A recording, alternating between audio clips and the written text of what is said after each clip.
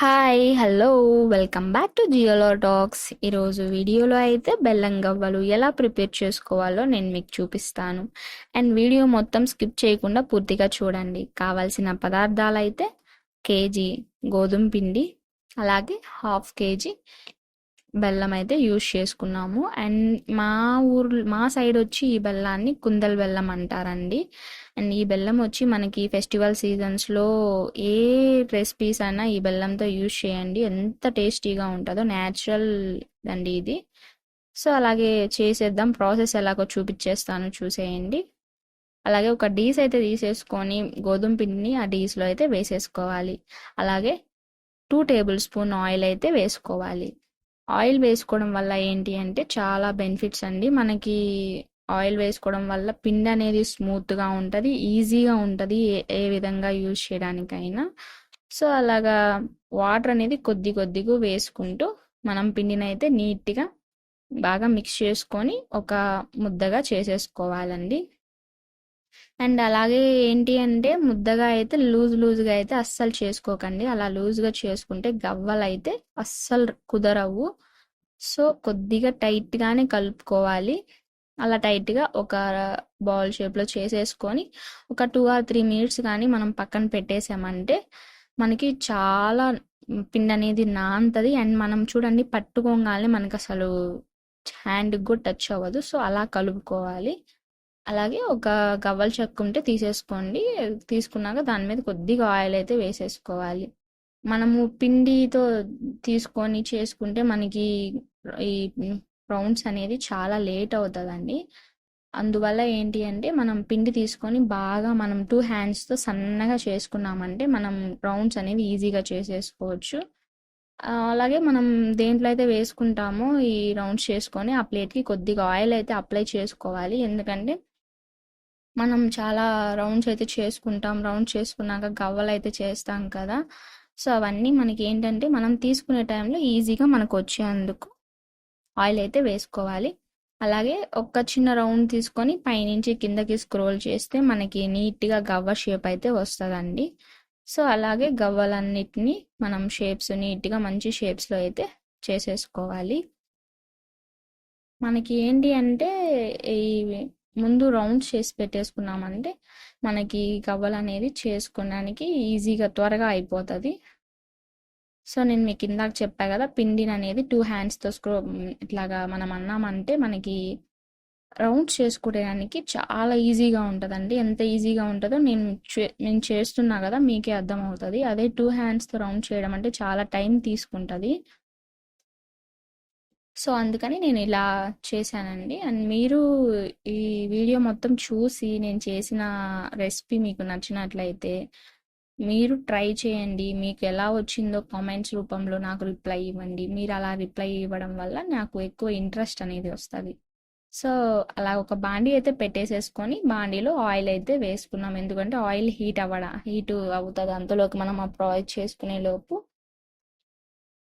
Oil అనేది కొద్దిగా high ఫ్లేమ్లో పెట్టుకొని హీట్ చేసుకున్నాక ఆయిల్ కొద్దిగా వేడెక్కేసింది అనగా మనం ఏంటంటే కొద్దిగా మీడియం ఫ్లేమ్లో పెట్టుకున్నాం. మరీ లో ఫ్లేమ్లో పెట్టుకుంటే మళ్ళీ చల్లగా అయిపోతుంది. సో అందుకని మీడియం ఫ్లేమ్లో పెట్టేసుకొని ఆల్రెడీ మనం గవ్వలు అయితే చేసేసుకొని ఉన్నాం కదండి, ఆ గవ్వలను అనేది ఆయిల్లో అయితే వేసేసుకున్నాం.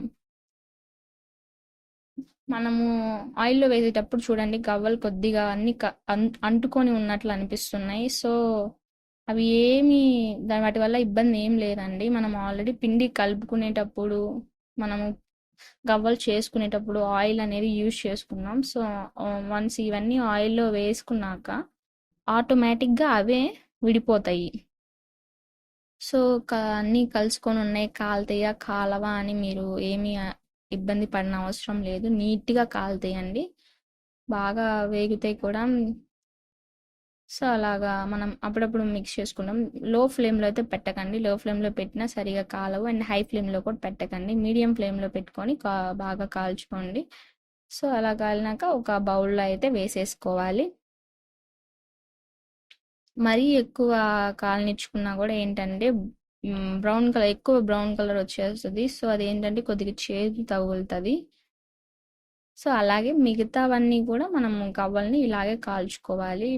బాండీలో వేసేసుకుంటే అవి ఆటోమేటిక్గా విడిపోతాయి. దానికి ఏం టెన్షన్ తీసుకోకండి ఇలా వచ్చినాయి అలా వచ్చినాయి అని. సో సేమ్ ప్రాసెస్ అలాగే వేగినాక బౌల్లో అయితే వేసేసుకోవాలి. వేసేసుకున్నాక కొద్దిగా హీట్గా ఉంటాయి కాబట్టి అక్కడక్కడ మెత్తగా తగులుతాయండి. సో అందుకని ఒక 2 మినిట్స్ పక్కన పెట్టేసామంటే మనకి గట్టి పడిపోతాయి గవ్వలు అనేది. ఆలోపు మనం పాకం అనేది ప్రిపేర్ చేసేసుకోవచ్చు. అలాగే ఒక మందపాటి గిన్నె అంటే కొద్దిగా గట్టి గిన్నె తీసేసుకొని దాంట్లో మనం 1/2 kg అంటే 1/2 kg బెల్లాన్ని అయితే కొద్దిగా దంచి పెట్టుకోవాలి. దంచి పెట్టుకున్న బెల్లాన్ని దాంట్లో వేసేసుకోవాలి. కొద్దిగా వెడల్పాటి గిన్నె కూడా తీసుకోండి, ఎందుకంటే మనం పాకంలో వేసుకొని కలుపుకోవడానికి ఈజీగా ఉండడం కోసం. కొద్దిగా వాటర్ అయితే వేసుకోండి అడుగంటుకోకుండా. అలా వాటర్ ఆల్రెడీ మెల్ట్ అయిపోద్ది బెల్లము, కాకపోతే వాటర్ అనేది వేసుకోవాలి కొంచెం.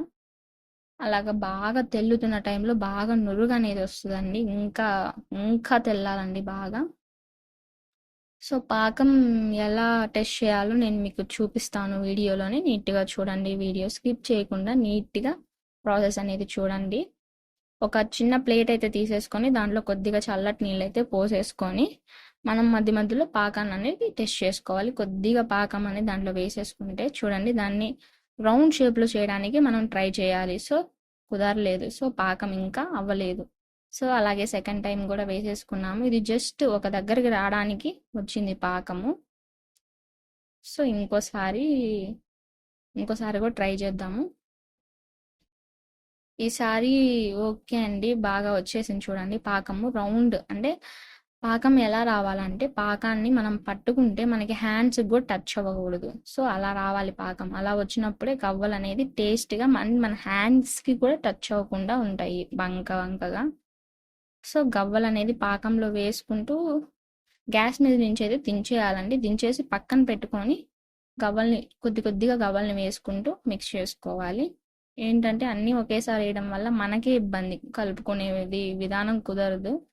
సో అలా కొద్దిగా గవ్వల్ని వేసుకుంటూ మనమైతే మిక్స్ చేసుకోవాలి. అన్నిటికీ బాగా పాకం పట్టేలాగా బాగా కింద నుంచి పైకి బాగా తిప్పుకుంటూ ఉండాలి. ఇది చాలా ఈజీ ప్రాసెస్ అండి. చేసుకుంటే మనం నీట్గా చేసుకొని వీడియో చూసి నీట్గా చేసుకుంటే చాలా ఈజీ ప్రాసెస్, మీరు ఈజీగా చేసేయచ్చు.